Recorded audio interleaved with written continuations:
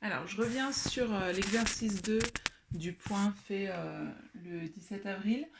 Donc, lorsqu'on vous demande une valeur de x vérifiant une probabilité, donc par exemple ici, on sait que la probabilité que x soit plus petite que petit x égale à un c qui est connu, ce qui revient graphiquement à, on connaît l'air ici sous la courbe avant le nombre x et on cherche x. À ce moment-là, x s'obtient avec 1 norme de c. Donc dans chaque cas où on cherche un nombre sur l'axe des abscisses et où on vous donne une probabilité, à ce moment-là, il faut se ramener à ce cas de figure-là, c'est-à-dire il faut connaître l'air qui est avant x. Alors, dans le petit a, je pense que j'ai pas besoin d'y revenir longuement. Ici, on était directement dans le cas où on connaît l'air qui est avant x, elle vaut 0,8. Donc, on tape un norme de 0,8 et on obtient x qui vaut environ 0,842. Dans le petit b, on vous dit que P de x plus grand que petit x vaut 0,6. Donc graphiquement, si je refais la courbe de la loi normale, ça veut dire que... alors, j'ai deux cas de figure qui s'offrent à moi. Il va falloir que je choisisse. Soit P de x plus grand que grand x vaut 0,6 avec un x qui est ici. Soit P de x plus grand que grand x, je représente avec petit x qui est ici. Bon. Sauf que, ensuite, grand X plus grand que petit x, ça veut dire que c'est cet air-là qu'on me donne. L'air qui est après petit x. Or, on me dit que cet air-là vaut 0,6. 0,6, ça ne peut pas être ce cas de figure-là, puisque si c'était ce cas de figure, là, ça ne pourrait pas faire 0,6, ça, c'est forcément moins que 0,5, c'est moins que la moitié de l'air sous la courbe.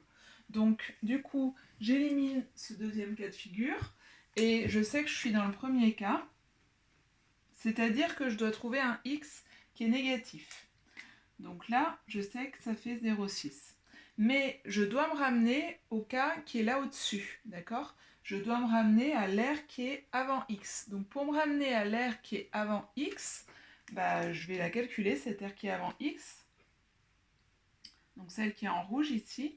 Et par les propriétés d'une fonction de densité, on sait que c'est 1 moins 0,6, c'est-à-dire que c'est 0,4. Du coup, pour obtenir x, je fais surtout pas un norme de 0,6, je fais bien un norme de l'air qui est avant x, c'est-à-dire un norme de 0,4. Et en faisant un norme de 0,4, j'obtiens x qui vaut environ moins 0,253. Et je vérifie que j'obtiens bien une valeur de x négative, ce qui est cohérent avec ce que j'avais dit ici sur le graphique. Alors, je passe ensuite au petit c. Donc, le petit c, à nouveau, j'ai en tête qu'il faut que je sois dans ce cas-là pour pouvoir utiliser la calculatrice.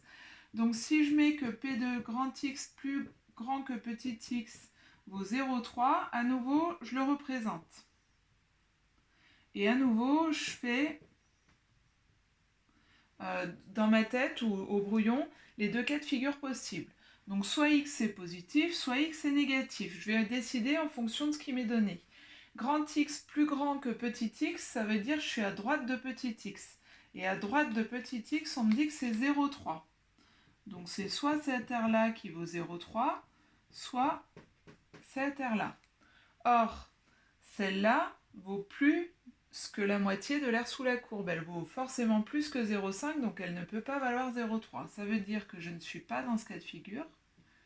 Donc je suis dans ce cas de figure où x est positif, et là ça vaut 0,3.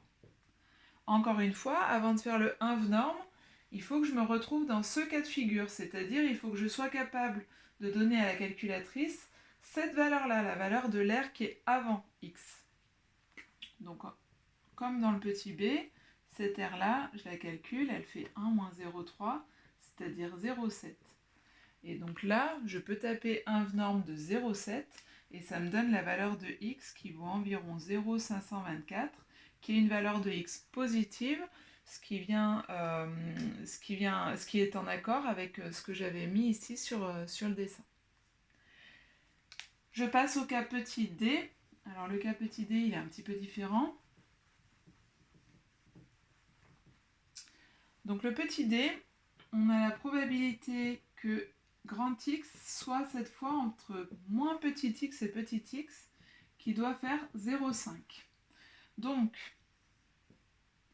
cette fois, si je représente graphiquement, j'ai un moins x et x, c'est les opposés. Et là, je sais que l'air sous la courbe, entre moins x et x, donc cet air que je hachure en vert, vaut 0,5. Sauf que moi, il faut que je sois dans ce cas de figure. Il faut que je connaisse l'air qui est avant petit x. Alors, je vais refaire un dessin pour pouvoir découper cet air-là et que ce soit peut-être plus clair que ce que j'ai fait oralement l'autre jour. Donc, autrement dit, moi, je ne veux pas cette air-là en vert, elle ne m'intéresse pas. Pour la calculatrice, il me faut l'air qui est là en rouge. Alors, l'air qui est là en rouge, en fait, je vais la décomposer en d'abord cet air que je vais hachurer aussi horizontalement. Ce bout-là, il vaut 0,5. Ça, c'est le cas tout le temps, puisque c'est la moitié de l'air sous la courbe. Et puis, il me reste ce bout-là, là, que je hachure aussi en vert. Ce bout-là, bah, c'est quoi? En fait, c'est pile ce qu'il y a ici.